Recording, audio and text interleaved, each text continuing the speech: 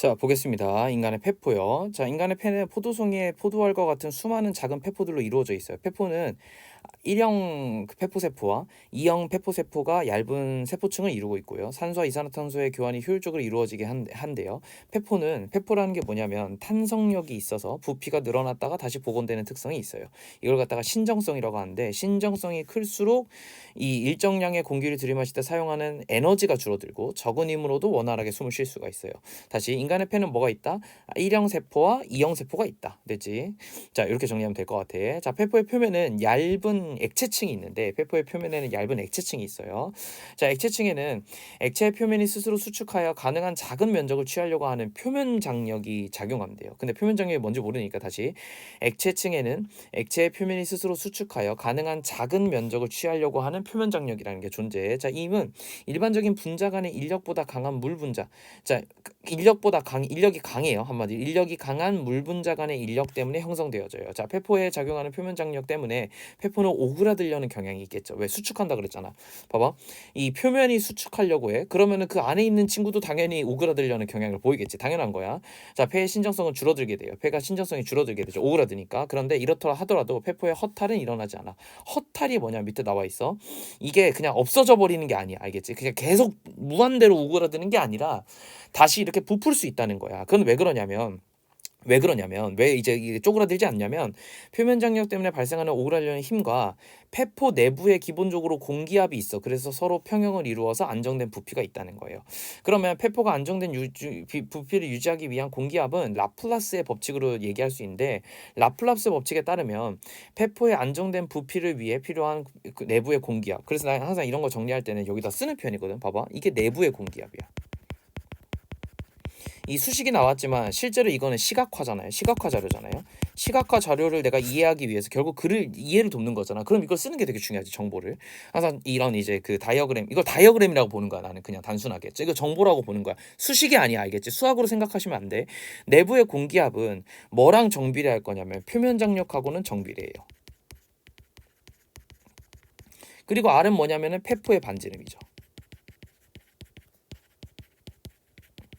우리가 중요하게 생각하는 건 뭐예요? 표면 장력하고는 비례하고요. 다시, 압력은 표면 장력이 커질수록 압력도 커져야 돼요. 맞죠? 그죠? 그래서 정비례. 그런데 폐포의 반지름은 크기인데 이 반지름에는 반비례한대요. 폐포의 반지름에는 반비례한대. 됐지? 그래서 얘가 이걸 갖다 정리해서 한번 설명해 줄게요. 뭐라고 얘기하냐면, 즉 표면 장력이 커질수록 폐포를 유지하기 위해서는 더 높은 공기압이 필요해요. 그리고 폐포의 반지름이 작아질수록 더 높은 내부의 공기압이 요구돼요. 그러니까 폐포는 작을수록 쉽게 허탈이 일어날 수 있어요. 그럼 반대로 폐포가 클수록, 폐포가 우리 지문에 이런 식으로 나올 거야. 그러니까 클수록 필요한 공기압은 어때요? 공기압은 작아져요. 필요 공기압은. 그러니까 허탈이 일어날 가능성이 적어요. 이해됐지? 자, 그런데 작은 이런 폐포라고 할지라도 허탈이 쉽게 일어나지 않아요.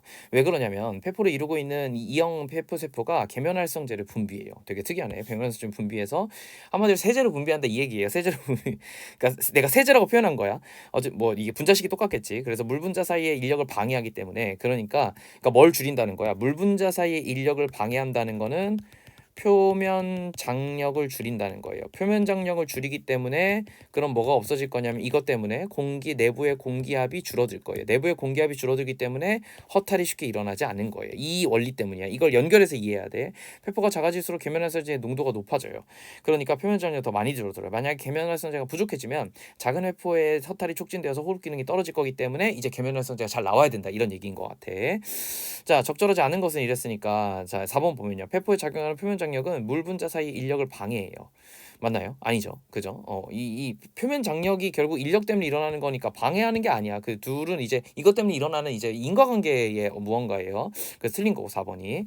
자, 기억과 관련해서 떠올린 질문이에요. 자, 큰 페포보다 작은 페포에 이 허탈이 쉽게 일어날 수 있을 거라고 추측할 수 있는 이유는 뭐냐?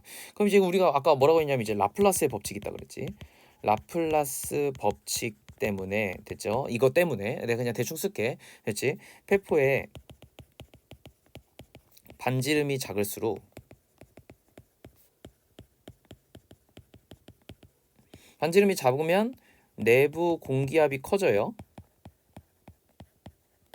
됐죠? 그래서 이제 허탈이 일어날 수 있다 이렇게 보는 거지. 내부 공기압이 커진다라는 얘기는 완전 이제 작살날 수도 있다는 얘기니까 그죠? 공기압이 커지면 커질수록 좋은 것 같진 않아요, 그죠?